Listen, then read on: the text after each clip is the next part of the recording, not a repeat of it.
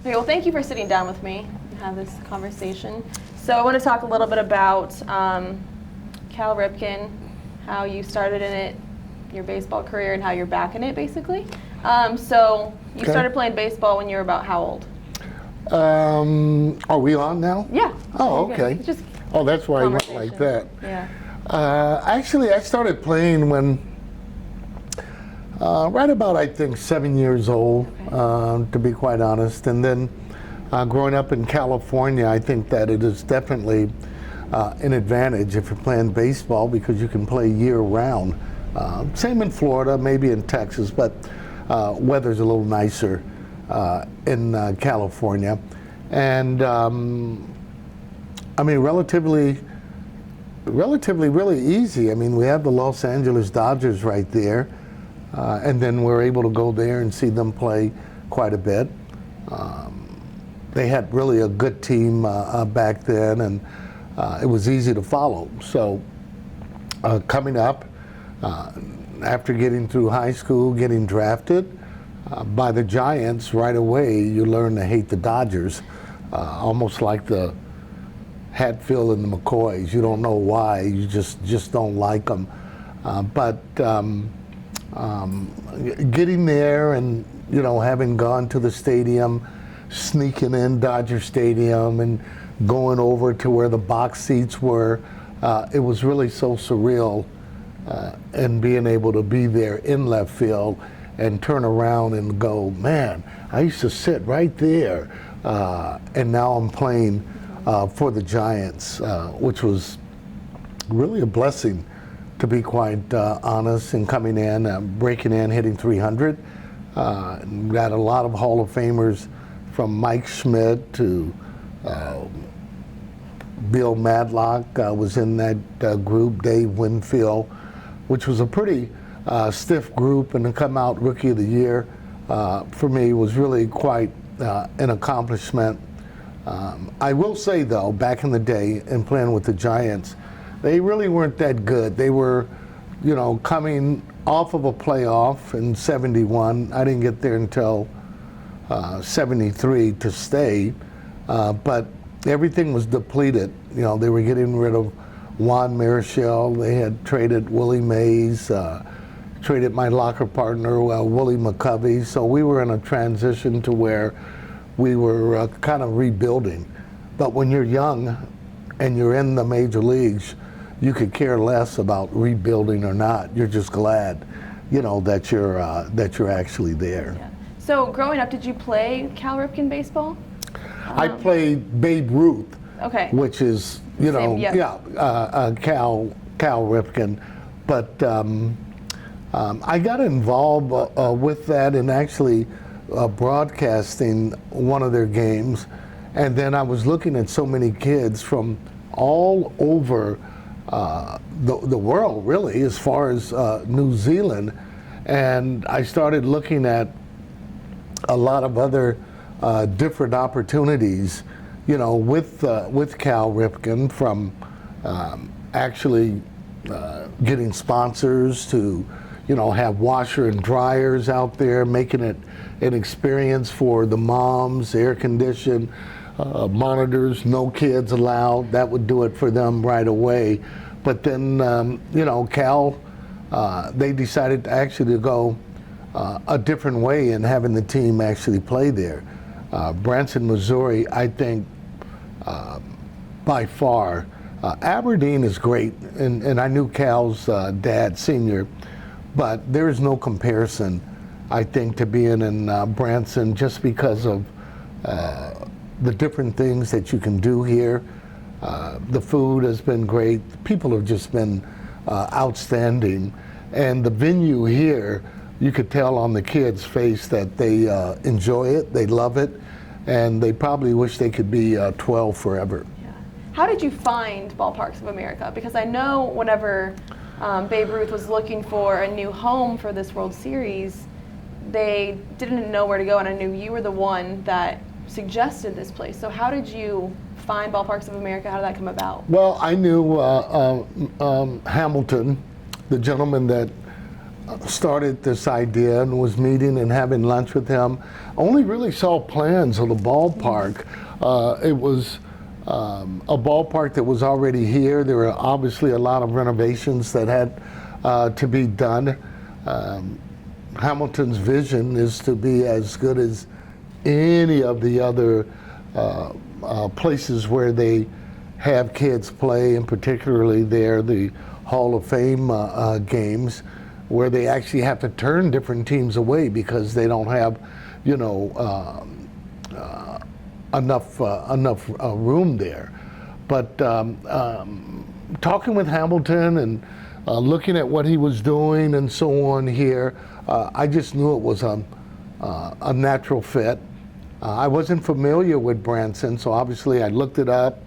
One of my really good friends, Bob Denier, my ex-teammate, he had been here before, and he said that they would actually love it. So, you know, one thing led to another, and they were able to work something out. And personally for me, I think this could be, you know, a home for Babe Ruth World Series for forever, to be quite honest. I mean, when you're coming from as far as New Zealand, Korea, Japan, Mexico, to come here and then you're here with the family, there's so many things to do. So now the siblings, I mean, you know, when you're 8 and 9 years old as a little girl, last thing you want to do is look at baseball for a week and a half or a week. They don't care even if it is their brother. You know, sooner or later, they want to, you know, do some other stuff. Plenty to do here in Branson. So a lot of the countries, you know, are notorious for MLB players. We have the Dominican here, Puerto Rico, you know, we have a lot of international, in Japan, a lot of international teams here. You growing up playing Babe Ruth and Cal Ripken, how do you think that influenced and helped you prepare for the MLB? Whereas these kids right now, you know, their hopes are getting to the MLB. Do you think Babe Ruth helped you? Well, a lot different than when I was growing up. We played a lot of pickup games. Nowadays, they have a lot of traveling teams. I think that it's overdone with the 12-year-olds because they have to play 60 games or more. We were able to play all of the different sports, but more importantly, being able to go to camp and so on. I would venture to say the kids here that are, some of the kids here may be able to do that. The kids that do the traveling, they're not able to do that, I mean, really at all. I think, you know, personally, and then having grandkids really that are playing, that it really does need, you know, to be balanced. But, you know, I feel so blessed that, you know, I was able to play and my dream come true. All kids think about playing in the major leagues, and even a lot of adults. I remember in Arkansas playing catch with Bill Clinton, and he was saying, man, I wanted to be a major leaguer. And I said, hey, with that arm you have, you had no chance. And he just kept throwing the ball, you know, left-handed. But I'm saying that to say even presidents wanted to be, you know, a major league player. And I've had the opportunity to know a few of the presidents and meet them, from Reagan to President Obama, and obviously Bill Clinton. But they're like all other kind of young kids in growing up, that their dream was to be a major league player, and most of them have favorite players also that they have been affiliated with or pull for them and so on. And there's so many teams that you do gravitate usually to the team that's, you know, closer to your particular area. Like here in Branson, I understand, you know, it's more St. Louis. Ugh. But what can you say and do about that? You know, I have great friends that have played there, from Ozzie Smith to Jack Clark, Willie McGee. Man, those guys used to drive me crazy. They really did. So you played 16 seasons? I played 16 seasons in the major leagues, 17 with my strike year. So, you know, I always seem to be helping out people quite a bit because of our strike years, including my son. They were able to get the contracts that they're actually getting to this day. Where did the nickname Sarge come from? How did that come about? Interesting you would ask Everyone, that. You know? Well, Pete Rose actually gave me that nickname in Philadelphia, and at the time he said, when a future Hall of Famer gives you a nickname, it sticks. Well, he got one part right, because I still have the name. I don't know if he's going to be getting to the Hall of Fame, well documented with the things that have happened, you know, in his life.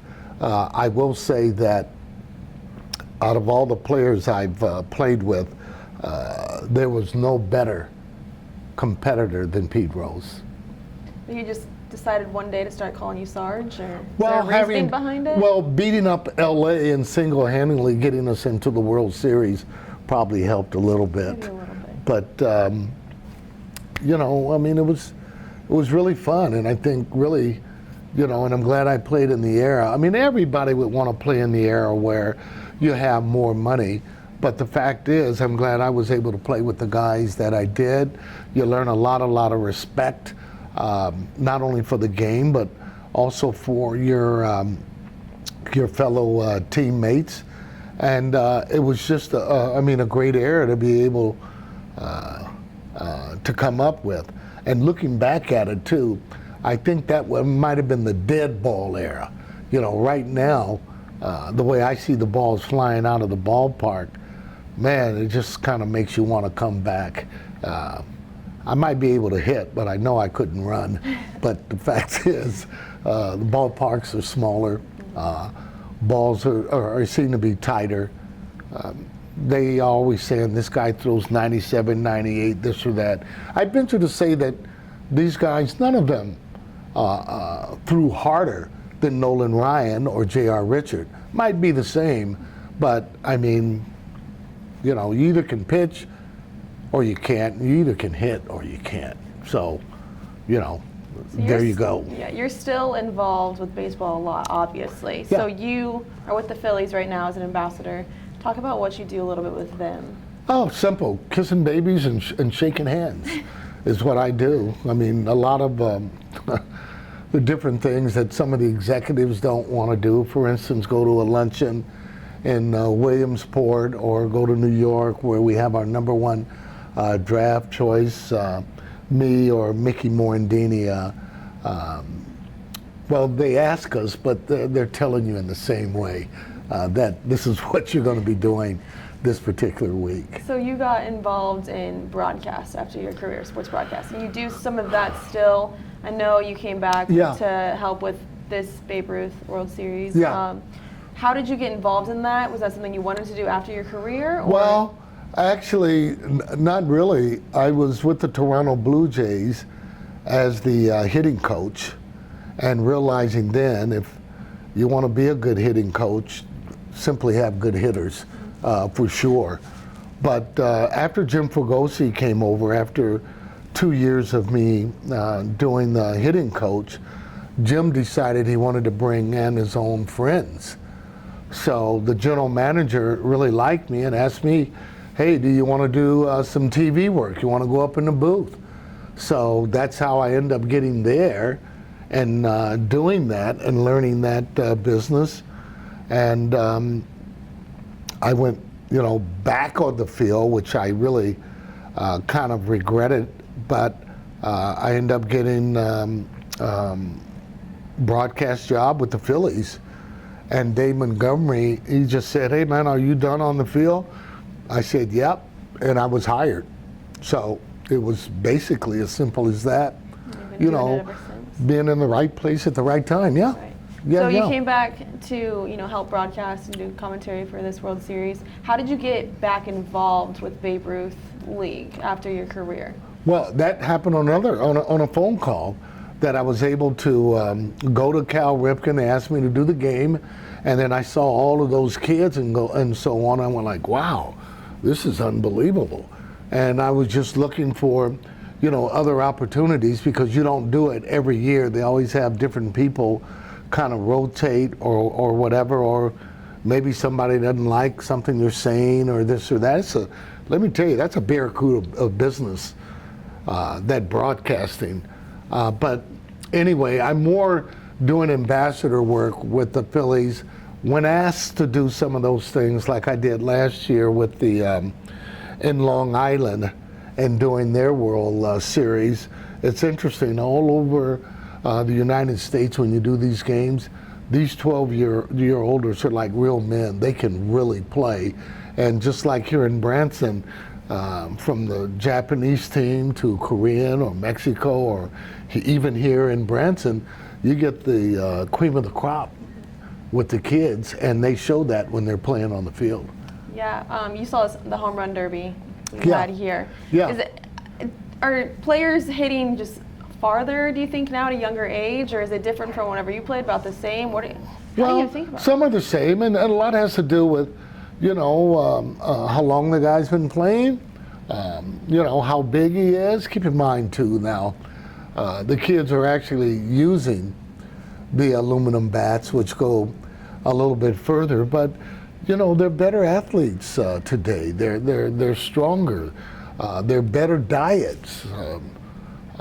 A lot of times I use the analogy of the players, and not all of them. I mean, Mike Trout is super player, super hitter, but most of these players, they have all the tools, no toolbox, meaning that's why they keep swinging at that slider in the dirt 10 times.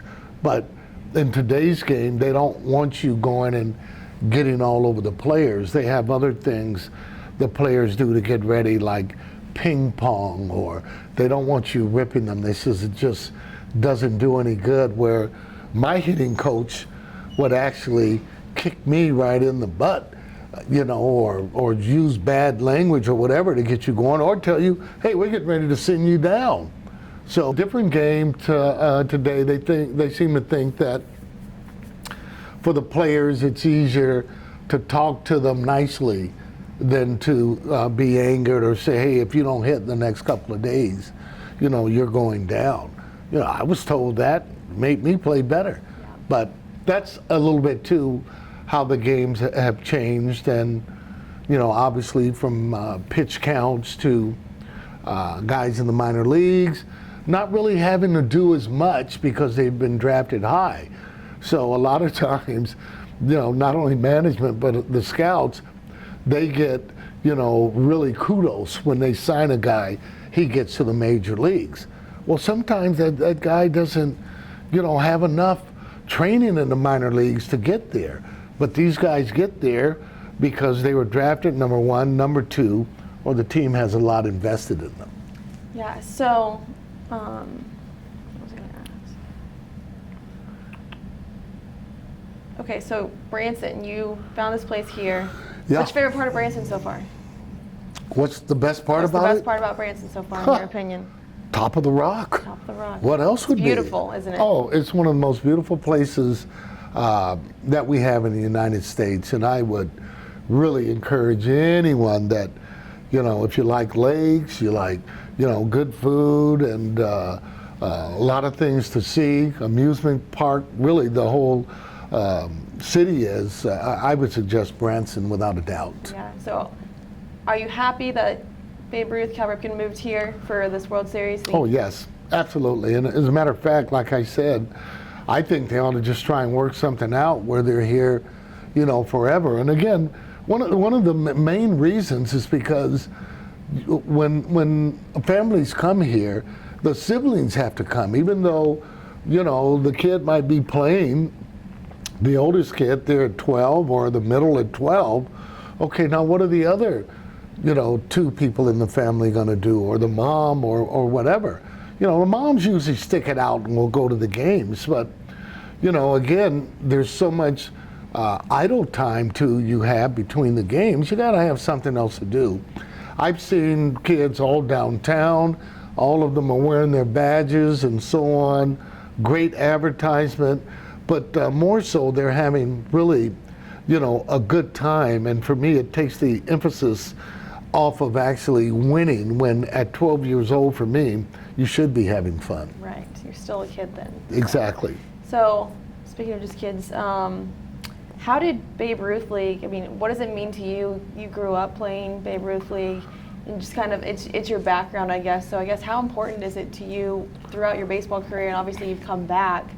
So what does it mean to you? Well, I mean, that's a pretty good question, but the fact is, again, and it doesn't matter whether or not it's Babe Ruth. I think personally for me, it is the kids from, the amateur kid, or like in Philadelphia, Nemours Hospital for the kids that, I'm involved with. And then the most important thing is obviously money.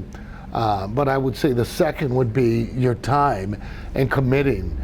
Just when you think, there's some problems you might be having or depressed, go visit that children's hospital and then see how great you feel when you come out of there. And to come there and to give them a baseball, give them a pitcher or whatever, you really don't know what it does to them inside. But those are the type of things that I've been doing for really a long, long time. So it becomes almost, old hat. Anytime with the Phillies there's something to do with, kids or the hospital, I'm right there. I mean, they call on me right away. Or recognizing teachers in the Philadelphia and so on, or with kids. I usually head up all those programs, at least for the last 5-6 years. So I've been involved with that, for a while. I know for a fact the more that you give, the more you'll get back. When you're doing things for kids, there is no wrong way. And, they enjoy it, from going to the games or talking with them or letting them see the ring. One of the kids here with Bronson, I gave him, or let him look at the World Series ring, and he says, I just want to tell you, I wouldn't let any of these kids hold that ring. And I just started laughing as he was holding the ring. But, and the kids say some of the most darndest things there that, sometimes you got to give them a double look and go like, what was that there? But I'll say this, though, the venue here, brings out the best in those kids. Right, and I'm sure so you got to interact with some of them. Oh, what yeah. was your impression of all of them? I mean, I know the internationals, the language barrier is a little tough, but they're so appreciative from what I've seen. Oh, yeah, definitely. And you've got to interact with that a little bit. Definitely. I have kind of taken on to the New Zealand team. They have this chant that they do that is just the haka. The haka. It is just unbelievable. And, I've been invited to go there and do clinics or whatever, but man, I don't know if I can fly, that long. But I want to visit, that's definitely on the bucket list, another country with a lot of different lakes. It's just supposed to be really beautiful and great fishing there. So I plan to get there before it's all said and done. Yeah. Well, thank you so much for joining Babe Ruth and coming back and helping us, and thank you for sitting down with me. Oh, Michaela, my pleasure. Would you mind if I ask a question real quick? Yeah, absolutely. Sure. So, knock yourself out. Yeah, so you've talked about how you won, I assume you won a World Series because you won a World Series ring with the Philadelphia Phillies. Yeah. So, being in that situation and being a World Series champion, and then knowing what it feels like to be that champion and win that, what do you think the expectation or the feelings that the kids here who win a World Series here will be like? What That's a great question. First of all, they're never ever gonna forget that again in playing or winning the World Series. I don't know if they give out trophies here or if they give out rings, and if they don't, they really should start giving out rings. It'll make it, a better souvenir for them. But they'll never forget this. They'll never forget the experience. I've seen dozens of kids trading pins and so on with different countries. You can tell that they enjoy it. You can tell that, they like it. Regardless of whether or not they win or not, this experience here will be with these kids, I guarantee you, the rest of their lives. Now, icing on the cake? Absolutely. When you're winning it all, Now you have something to say, even later on when you're coaching your kids, I won a World Series in Branson, Missouri, and you'll have that ring to be able to prove it. I don't care where you win a World Series or championship ring, that sticks with you. And I know that to be true because I have a lot of college friends that show me their rings, and they are just as proud of it. On the other hand, I've been around, Hall of Fame players from Ernie Banks to Billy Williams, Ron Santo, that never played in a World Series, and that's an empty feeling to have never actually gone there. So, my dreams have come true. Played in the World Series, hit 300, made the All-Star team. I'm good. I just, don't like that bass getting off my hook, but that's happened occasionally too. But I'm really enjoying myself, these days with, my grandkids that don't think I ever played, or they'll look at me because I had an afro and go like, "Hey, Papa, that's not you." And I said, "Well, that's not your uncle because he didn't hit like that." I got all the hits, he's got all the money. But we have a great time. We really do on a daily basis with them. And, when you're laughing and kidding around, if you're able to do that with your family, consider yourself blessed. You have a great family. Yeah. Well, thank you so much. Oh, my pleasure. Taking the time.